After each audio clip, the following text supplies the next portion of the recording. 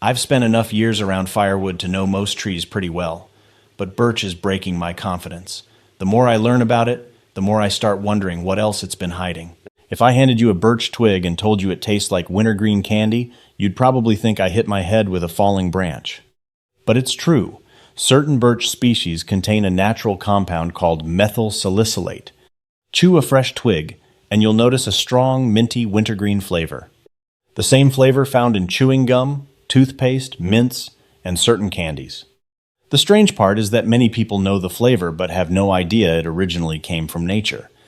Meanwhile, the birch tree has been standing there for thousands of years thinking, I've been making this flavor long before candy companies showed up.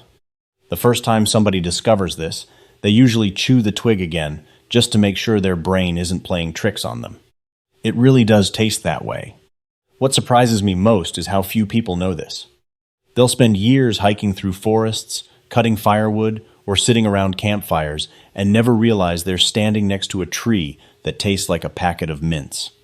Now, not every birch has the same strength of flavor. Some species are much stronger than others. Sweet birch and yellow birch are especially famous for it. Years ago, before artificial flavorings became common, people actually extracted this oil from birch trees. Back then, if you wanted that wintergreen smell, you didn't go to a factory. You went to the woods. Makes sense, right? Nature invented the flavor first. Humans simply copied it. Honestly, that's a pattern you'll see over and over with birch trees. Every time you think you've discovered their most surprising feature, another one shows up. And once people realized a birch twig could leave your mouth feeling fresh, they started using the tree for something even stranger than candy flavoring. Long before electric toothbrushes existed, people used birch twigs. They would chew one end until it became soft and brush-like. Then they cleaned their teeth with it. Simple. No batteries required. No charging cable required. No dentist trying to sell you something while your mouth is full of tools. Many old-timers used twig brushes for years. Some even claimed they had better teeth than people using modern toothbrushes. Whether that's true or not, one thing is certain. People trusted birch enough to put it directly into their mouths every day. That's a level of customer loyalty most companies would kill for. The process was surprisingly simple. Cut a fresh twig, chew the end until the fibers separate, and suddenly you've got a natural brush. Not a fancy one, not one that's winning design awards. But it worked. And remember that wintergreen flavor from the last chapter? That probably helped. Let's be honest. If a tree tasted like old socks, nobody would be using it as a toothbrush. What I find interesting is how practical people used to be. They looked at a tree and asked, what can this do for me? Modern people look at a tree and ask, will this block my Wi-Fi signal? Different times. The old woodsman wasted very little. If a birch could help clean your teeth, they used it. If it could start a fire, they used it. If it could provide sap, they used that too. Every part had value. And that's one reason birch became so respected across northern forests. But cleaning teeth wasn't the most surprising thing hidden inside this tree. Because deep in the chemistry of birch is a connection to one of the most common medicines ever created. And once you hear that connection, the tree becomes even more impressive. That same compound responsible for the wintergreen taste has a close relationship to chemicals connected with aspirin. For generations, people brewed teas from certain birch species to help with fever, aches, inflammation, and stomach discomfort. Long before pharmacies appeared on every corner, people learned through experience that some trees seemed to offer relief when they weren't feeling their best. The interesting part is that the tree didn't develop these compounds for humans. The tree was solving its own problems. These chemicals help protect the tree from insects, disease, and other threats. Humans simply discovered the benefits afterward. Nature does this all the time. A plant invents something useful, then thousands of years later, humans arrive and say, we'll borrow that. What I find fascinating is how often modern science ends up confirming things that old woodsmen and herbalists already suspected. They didn't have laboratories. They didn't have microscopes. They just paid attention. Of course, natural doesn't automatically mean harmless. That's a mistake people still make today. Many powerful natural compounds deserve respect. The old-timers understood that better than most. Useful and dangerous are often cousins, and sometimes they're practically living in the same house. Birch isn't just a pretty tree with white bark. hidden inside it is some surprisingly serious chemistry. But as interesting as that chemistry is, there's another thing hidden in birch that every camper, firewood burner, and outdoor person should know about. Especially if you've ever tried starting a fire when everything around you feels wet enough to grow fish. Ask experienced campers about emergency fire starters and birch bark will appear near the top of the list. For good reason. Birch bark contains natural oils that ignite easily. Even when conditions are damp, those oils help the bark catch fire far better than most people expect. That's almost unfair. Most wood becomes stubborn when wet. It hisses, it smokes, it wastes your time. Birch bark practically says, "Don't worry, I got this." Many seasoned woodsmen keep pieces of birch bark tucked away specifically for emergency fire starting. Shred it into thin strips and it catches flame surprisingly fast. In fact, some people collect loose bark throughout the year and save it for the winter heating season. I've met plenty of people who spend 20 minutes trying to light damp grass, tiny twigs, and random bits of forest debris while standing a few feet away from one of nature's best fire starters. The tree is basically offering help. People just don't speak tree. What's really impressive is that birch developed these oils for its own protection, not to make life easier for campers. Yet somewhere along the way, humans figured out they could take advantage of this natural gift. For anyone who heats with wood, camps regularly, or spends time outdoors, knowing how to identify birch can be genuinely useful knowledge. And that fire-starting ability has done more than make camping trips easier or save people from frustration. In some situations, it may have helped save lives when warmth wasn't just a comfort but a necessity. One outdoorsman told a story about flipping a canoe in freezing conditions. Everything got soaked. The clothing, the gear, the firewood. Every attempt to start a fire failed. The weather was cold, the surroundings were wet, and the situation was slowly shifting from uncomfortable to dangerous. Anyone who has spent time outdoors knows how quickly that can happen. You're fine one moment, and a few bad decisions later, you're in real trouble.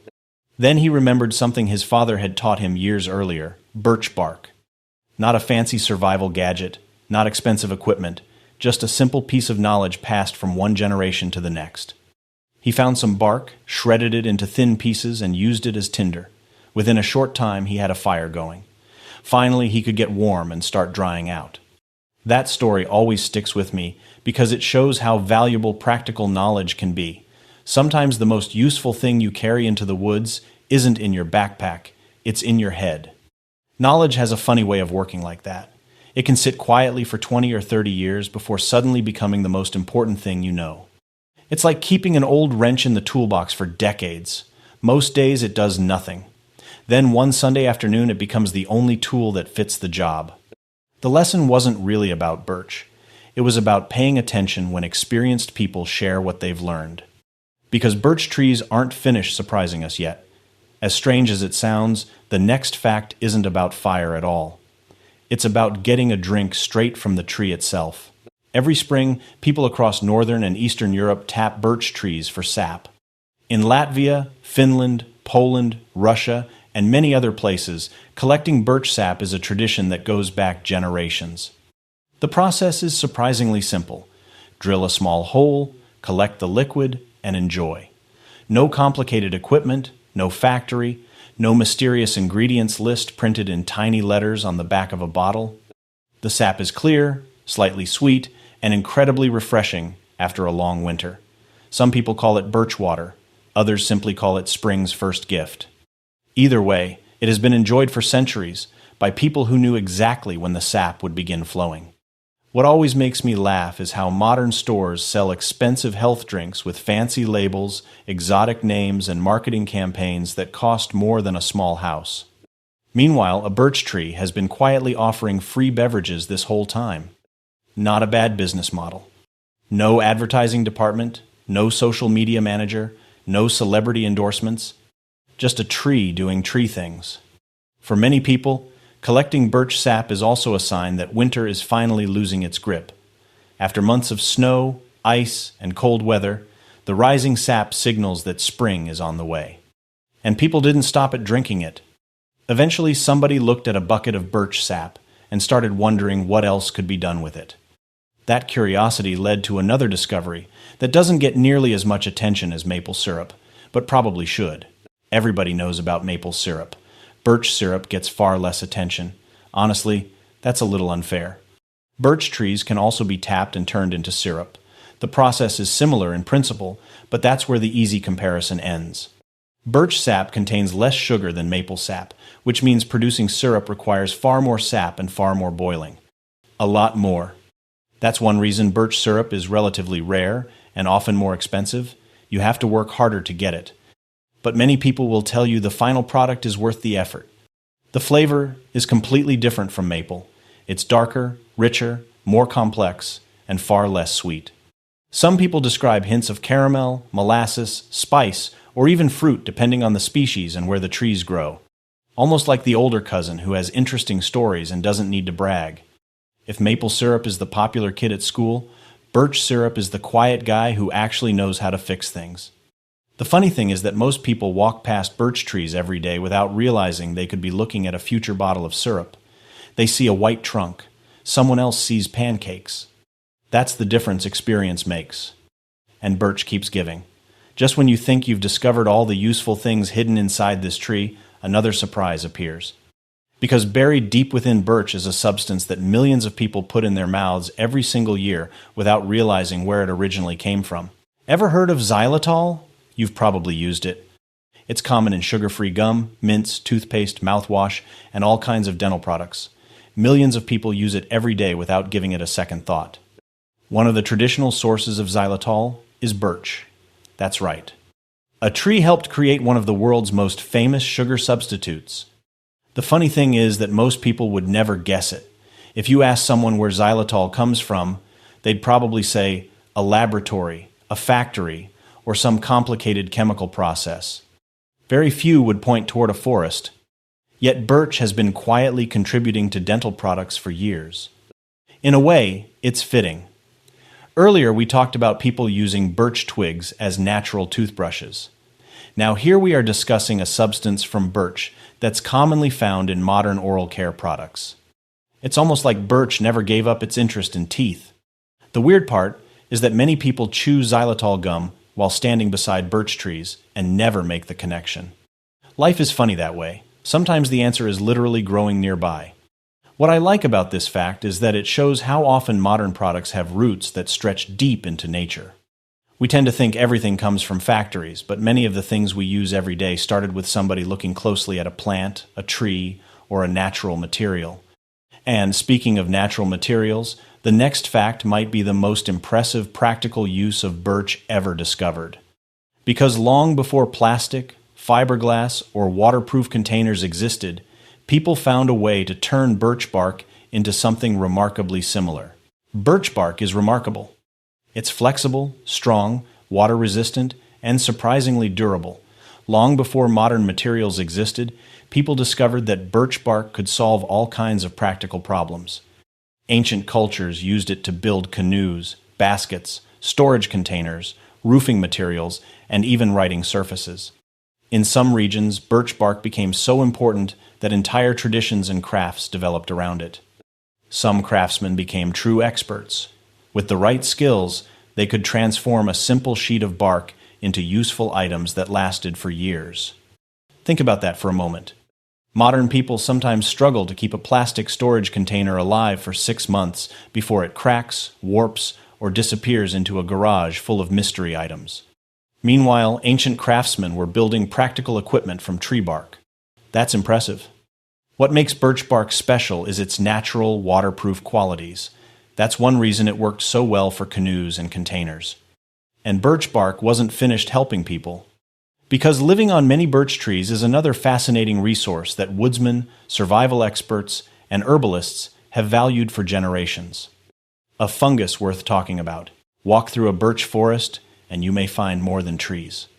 Birch hosts several famous fungi, making it one of the most interesting trees in the forest from a mushroom hunter's perspective.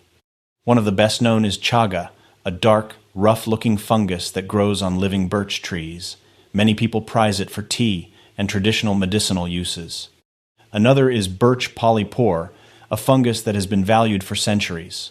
Then there's hoof fungus, which has a long history of practical use, especially for fire starting.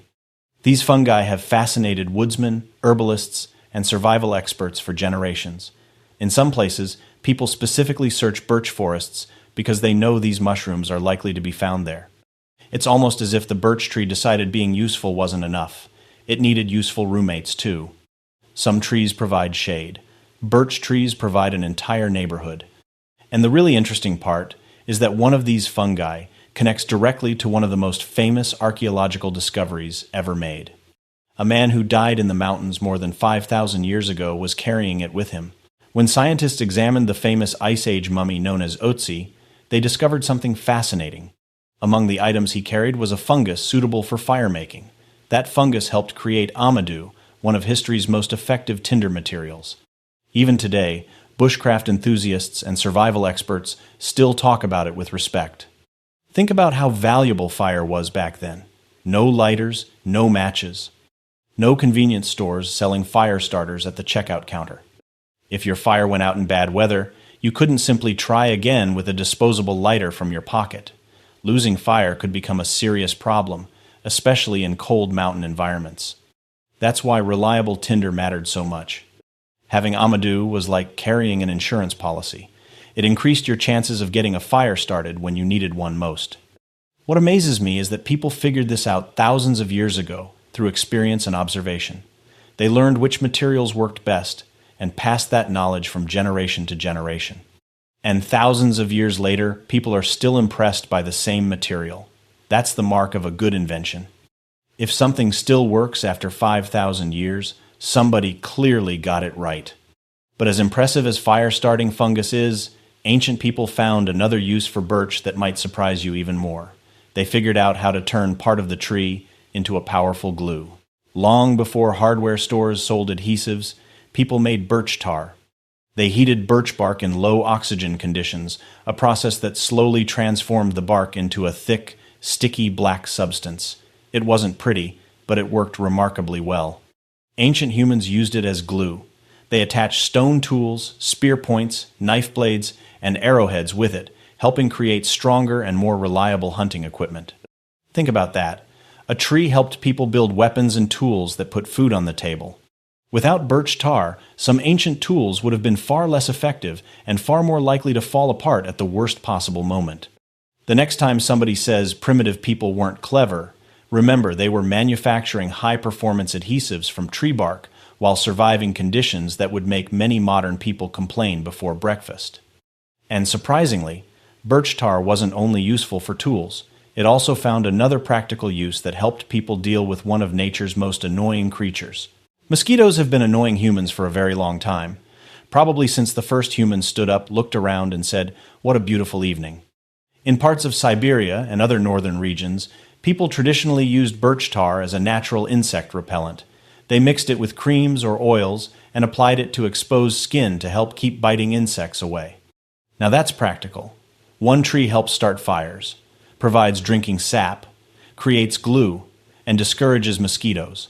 At this point, birch is starting to look like the overachiever of the forest. What I find funny is that every summer people spend good money on sprays, candles, traps, and gadgets that promise to defeat mosquitoes. Meanwhile, birch has been offering its own solution for centuries. Was it perfect? Probably not. But when you're working outdoors and the mosquitoes are treating you like an all-you-can-eat buffet, any help is welcome. That's one reason birch became so respected in many northern cultures. It wasn't just useful in one way. It kept solving problem after problem. But the next fact might be the strangest one yet. Because what looks like a group of separate birch trees may actually be something very different. A birch grove can sometimes be more connected than it appears. Some birch trees spread through root systems. New shoots emerge from underground connections. What looks like many separate trees may actually be closely related. In some cases, they support one another through shared root networks. The forest can be more like a family than a collection of strangers. Humans spend a lot of time arguing with relatives. Birch trees seem to cooperate better. Maybe they know something we don't. And now we arrive at the strangest fact of all. Most people think trees grow tall. That's what trees do, except sometimes birch breaks the rules. Dwarf birch lives in harsh northern environments and mountain regions. Instead of growing into a towering tree, It spreads close to the ground. Low, compact, tough. It survives conditions that would challenge many larger trees. Strong winds, cold temperatures, poor growing conditions. The lesson is surprisingly human. Success isn't always about becoming bigger. Sometimes survival comes from adapting. Dwarf birch figured that out thousands of years ago. Meanwhile, many people are still trying to learn it. The more you study birch trees, the harder it becomes to call them ordinary. They can give you water, help start a fire, provide syrup, support useful fungi, offer materials for tools, containers, glue, and countless other uses. Some taste like mint. Some never grow tall. And some may be connected underground in ways most people never notice. Not bad for a tree that many people walk past without a second glance. Next time you see a birch tree, take a closer look. You might be standing beside one of the most useful trees in the entire forest. If you learned something new today, subscribe for more practical wood and firewood knowledge.